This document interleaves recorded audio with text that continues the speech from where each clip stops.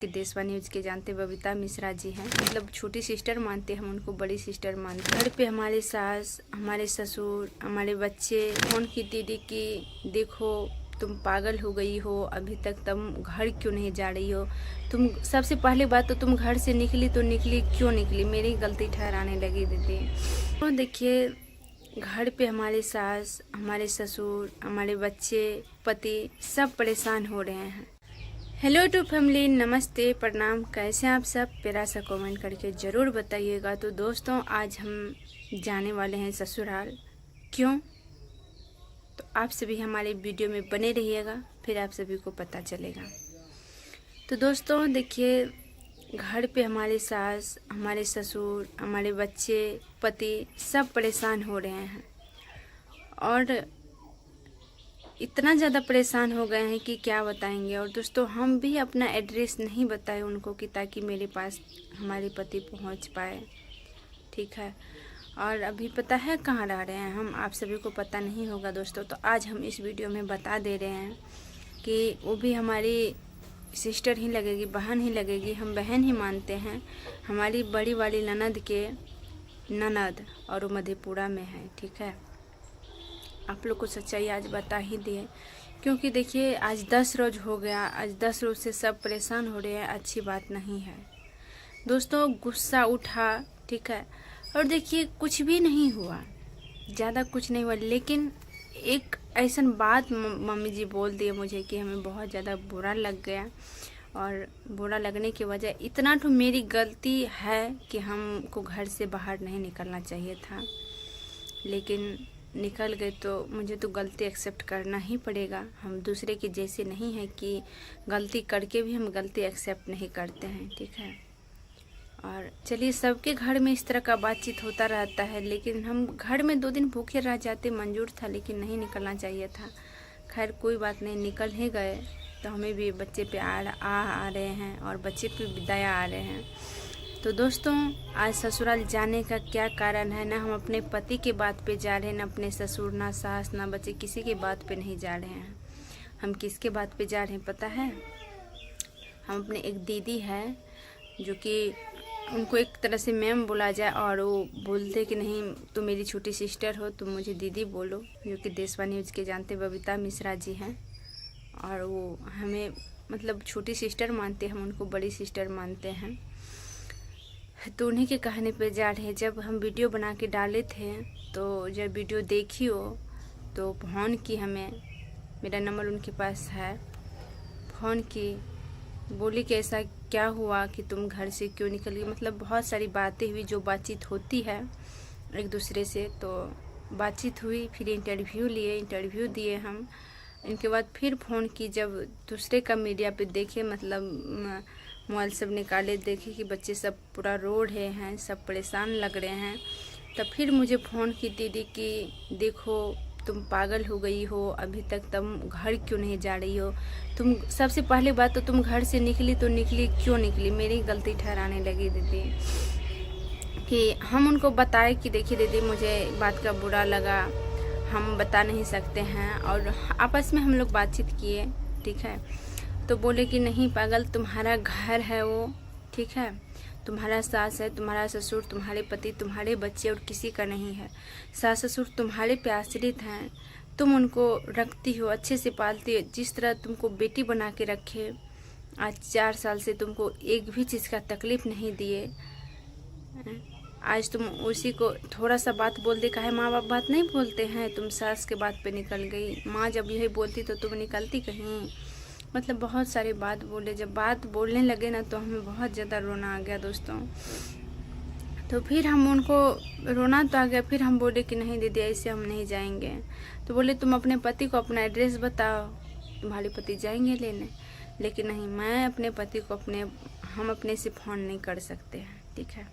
तो हम उनको बता दिए कि हम यहाँ पे हैं। तो दीदी बोली कि हम आ रहे हैं तुमको लेने, तुमको जाना पड़ेगा ससुराल, तुम्हारा घर है, तुमको देखना पड़ेगा, ठीक है।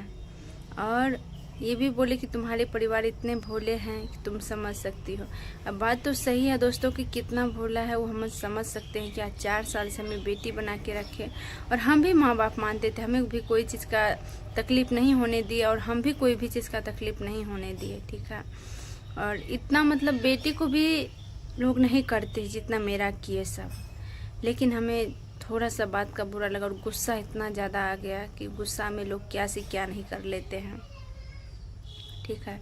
तो एक सबसे बड़ी कारण मेरा गुस्सा बन गई कि गुस्सा के कारण हम पर उठा के निकल पड़े। तो आज देखिए दीदी बोले कि हम आ रहे हैं लेने के लिए तुमको, और तुमको आज ससुराल जाना पड़ेगा।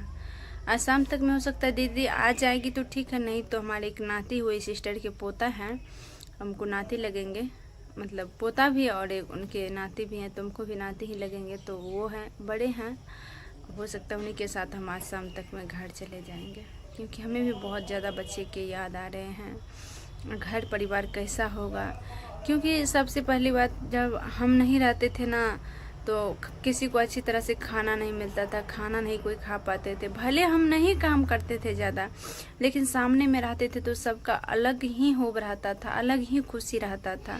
कितनों झगड़ा झंझट हो जाए फिर भी अलग ही खुशी रहता था।